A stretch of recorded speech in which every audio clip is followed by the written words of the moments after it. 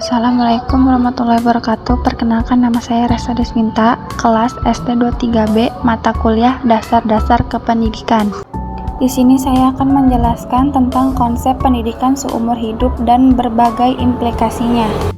Pengertian pendidikan sepanjang hayat atau pendidikan seumur hidup adalah sebuah sistem konsep-konsep pendidikan yang menerangkan keseluruhan peristiwa-peristiwa kegiatan belajar mengajar yang berlangsung dalam keseluruhan kehidupan manusia.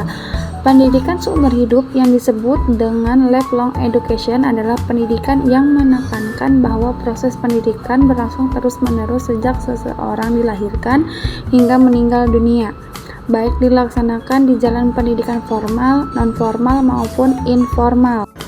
Nah, apa sih yang mendasari orang itu belajar seumur hidup atau melakukan pendidikan seumur hidup? Apabila kita lihat secara antropologis, yang mendorong pendidikan seumur hidup adalah atas dasar bahwa anak dan orang dewasa memiliki perbedaan yang nyata. Maksudnya di sini adalah jika kita tinjau dari masalah yang kita miliki, anak-anak maka mereka bermasalah dan memiliki masalah ketika proses belajar. Apabila kita tinjau permasalahan yang dimiliki oleh orang dewasa, maka mereka memiliki permasalahan pada sistem berproduksi. Itulah yang dimaksud dengan perbedaannya antara anak-anak dan orang dewasa. Nah, ada tujuan dan strategi kependidikan seumur hidup. Yang pertama, untuk mengembangkan potensi kepribadian manusia sesuai dengan kodrat dan hakikatnya. Seperti yang kita tahu bahwa potensi dan kemampuan manusia itu berbeda-beda tiap individunya. Apabila kita melaksanakan kependidikan seumur hidup, kita dapat bereksplorasi untuk terus mengembangkan kemampuan dan potensi dari diri kita sendiri. Yang kedua, ada untuk menumbuhkan kesadaran bahwa proses pertumbuhan dan perkembangan kepribadian manusia bersifat hidup dan dinamis. Nah, jika kita melakukan pendidikan seumur hidup ini, kita terus menguasai pertumbuhan dan perkembangan. Nah, globalisasi juga berpengaruh terhadap pertumbuhan dan perkembangan. Kita ini hidup dan terus bergerak agar disebut dinamis. Yang ketiga, ada untuk mempertahankan dan meningkatkan mutu kehidupan. Nah, apabila kualitas SDM kita baik, maka kita dapat meningkatkan taraf dan mutu kehidupan kita.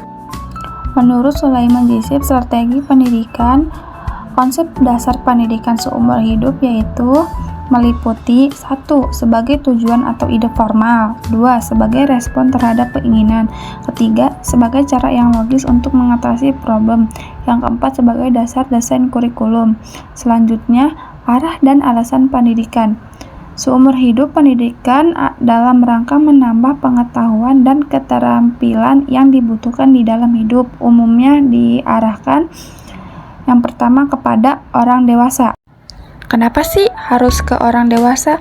Karena orang dewasa atau generasi penerus bangsa ini, mereka memerlukan pendidikan seumur hidup untuk mengembangkan potensinya atau keinginannya sendiri. Yang kedua, ada kepada anak-anak.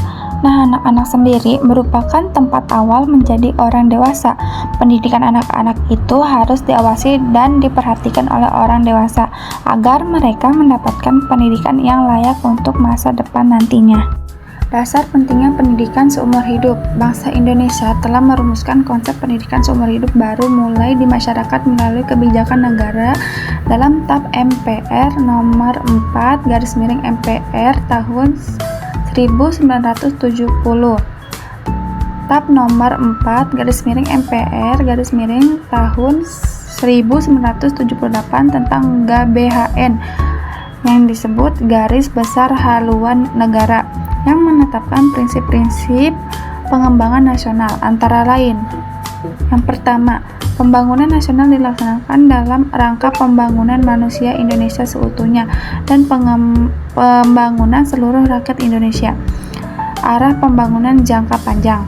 Yang kedua, pendidikan berlangsung seumur hidup dan dilaksanakan di dalam keluarga atau rumah tangga, di sekolah, dan di masyarakat. Karena itu mendidik adalah tanggung jawab bersama antara keluarga, masyarakat, dan pemerintah. Nah, bisa kita lihat dalam hal ini keluarga, masyarakat, dan pemerintah berperan penting dalam pendidikan kita. Di dalam Undang-Undang Nomor 20 Tahun 2003, penegasan tentang pendidikan seumur hidup dikemukakan dalam pasal 13 ayat 1 yang berbunyi, jalur pendidikan terdiri atas pendidikan formal, non-formal, dan informal yang dapat saling melengkapi dan memperkaya. Jadi, dapat pula kita katakan bahwa pendidikan dapat diperoleh dengan dua jalur, yaitu jalur pendidikan sekolah seperti SD, SMP, SMA, dan jalur pendidikan di luar sekolah seperti seminar, eskul, dan lain-lain. Apa sih alasan pentingnya pendidikan seumur hidup di diri kita? Nah, yaitu ada keterbatasan kemampuan pendidikan sekolah, ada perubahan masyarakat dan peranan sosial, ada pendayagunaan sumber yang masih belum optimal. Ada juga implikasi konsep pendidikan seumur hidup. Implikasi pendidikan seumur hidup pada program pendidikan dapat dikelompokkan menjadi beberapa kategori, yaitu pendidikan baca tulis fungsional. Realisasi baca buku fungsional minimal memuat dua hal, yaitu memberikan percakapan membaca, menulis, dan menghitung yang fungsional bagi anak didik dan menyediakan bahan-bahan bacaan yang diperlukan untuk mengembangkan lebih lanjut kecakapan yang telah dimilikinya. Di sini juga ada pendidikan vokasional. Pendidikan vokasional adalah program pendidikan pada jenjang pendidikan yang tinggi yang bertujuan untuk mempersiapkan tenaga yang dapat menetapkan kemampuan dan keterampilan di dalam bidangnya. Ada juga pendidikan profesional, yaitu pendidikan ini ditunjukkan untuk orang yang sudah mendapatkan pendidikan yang lebih tinggi seperti profesor atau S3. Dan ada pendidikan ke arah perubahan dan pembangunan, ada pendidikan kewarganegaraan dan kedewasaan politik.